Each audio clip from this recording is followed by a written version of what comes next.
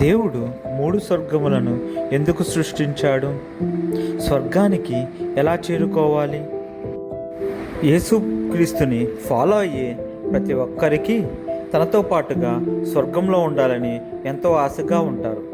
మరి వారికి స్వర్గం ఎలా ఉంటుందో తెలుసా? తెలియదు. వారు ఎప్పుడు చూడలేదు కనుక. అందుకే కానీ అది చాలా గొప్పగా ఉండే స్థలమని, గొప్పవారితో ఉండే స్థలమని, సంతోషంగా ఉండే స్థలమని అందరూ భావిస్తున్నారు. ఇంతకీ స్వర్గం ఒక్కటేనా? దానికి వెళ్ళే మార్గం ఏంటి? ఇప్పుడు మనం తెలుసుకుందాం. బైబిల్ ప్రకారం స్వర్గాలు 3. అందులో మొదటిది ఆకాశం. అక్కడ పక్షులు ఎగురుతూ ఉంటాయి. అలాగే మేఘాలు కదులుతూ చూడటానికి ఒక అద్భుతంలా ఉంటుంది. అది మనుషులకు బాగా నచ్చినట్టుంది. అందుకే భూమిని వదిలి అక్కడికి వెళ్ళాలని ఎన్నో సంవత్సరములు ఎన్నో ప్రయత్నాలు చేసి పక్షులు ఎగిరినట్టు ఎగరటానికి మనుషులు చాలా సంవత్సరాలు ప్రయాసపడి విమానాన్ని కనుక్కున్నారు. దానికే మనుషులు ఎంతో సంబరపడిపోయారు. ఇదే మొదటి స్వర్గం. దీని గురించి బైబిల్లో ఆదికాండము 1వ అధ్యాయం 20వ వచనంలో పక్షులు భూమిపైని ఆకాశ విశాలములో ఎగురునుగాక అనియు పలికెను అని వ్రాయబడి ఉన్నది. ఇక 2వ స్వర్గం అనగా నక్షత్ర మండలం. ఇక్కడ సూర్యుడు, చంద్రుడు, నక్షత్రాలు ఉంటాయి. వీటిలో చంద్రుని మీదకి వెళ్ళటానికి మనిషికి ఎన్నో సంవత్సరాలు సమయం పట్టింది. ఇప్పుడు మనుషులు చేసే ప్రయోగాలన్నీ ఈ నక్షత్ర మండలంలో ఏమేమి విశేషాలు ఉన్నాయా అని తెలుసుకోవటానికే సరిపోతుంది. ఈ నక్షత్ర మండలం ఎంత అందంగా ఉంటుందో తెలియాలంటే మన శాస్త్రవేత్తలు అప్పుడప్పుడు పబ్లిష్ చేసే నక్షత్ర మండలాల ఇమేజెస్ చూస్తే మనకు తెలుస్తుంది అది ఎంత అద్భుతంగా ఉంటుంది అనేది. ఈ మనుషులు ఈ 2వ స్వర్గంలో ఉండే విశేషాలను తెలుసుకోవటానికే 2000 సంవత్సరాలు పట్టింది. అయినా వీళ్ళు తెలుసుకున్నది 1% కూడా బహుశా ఉండకపోవచ్చు. చూసారా దేవుడు ఈ సృష్టిని ఎంత అద్భుతంగా సృష్టించాడో. ఈ నక్షత్ర మండలం గురించి బైబిల్లో ఆదికాండము 1వ అధ్యాయం 14వ వచనంలో వ్రాయబడి ఉన్నది. అది ఏమనగా, దేవుడు పగటిని రాత్రిని వేరుపరచునట్లు ఆకాశ విశాలమందు జ్యోతులు కలుగునుగాకనియు అవి సూచనలను కాలములను దిన సంవత్సరములను సూచించుటకైయుండుగాకనియు వ్రాయబడి ఉన్నది. ఇక 3వది నిజమైన స్వర్గం.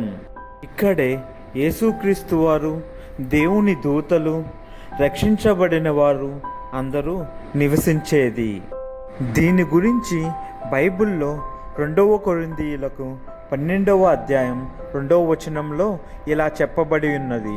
క్రీస్తునందున్న యొక్క మనుష్యుని నేను ఎరుగుదును, అతడు 3వ ఆకాశమునకు కొనిపోబడెను.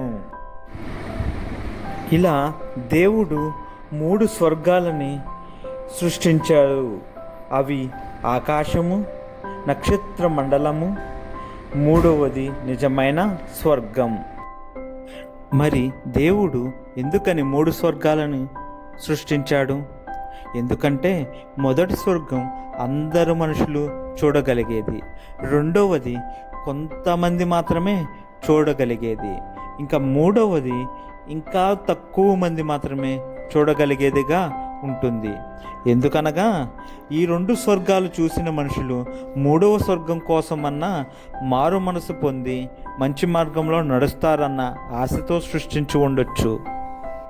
ఇప్పుడు అసలైన స్వర్గానికి ఎలా వెళ్ళాలో బైబిల్లో రాసిన సంఘటనను బట్టి మనం తెలుసుకుందాం.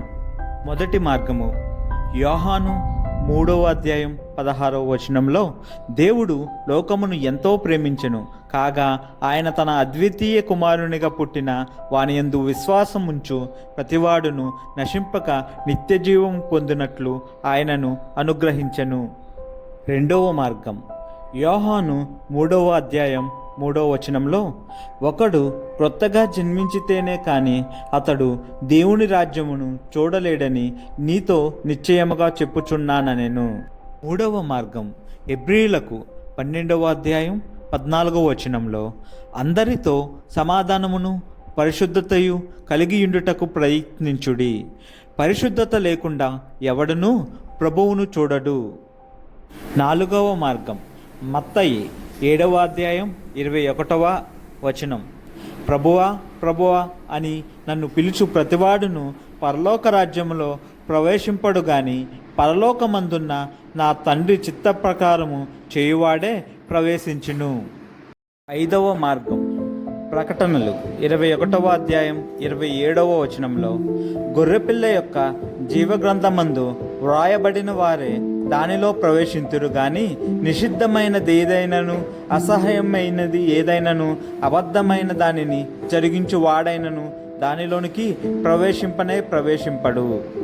6వ మార్గము ప్రకటనలు 2వ అధ్యాయం 10వ వచనంలో, మరణము వరకు నమ్మకముగా ఉండుము, నేను నీకు జీవకిరీటం ఇచ్చేదను అని చెప్పబడి ఉన్నది.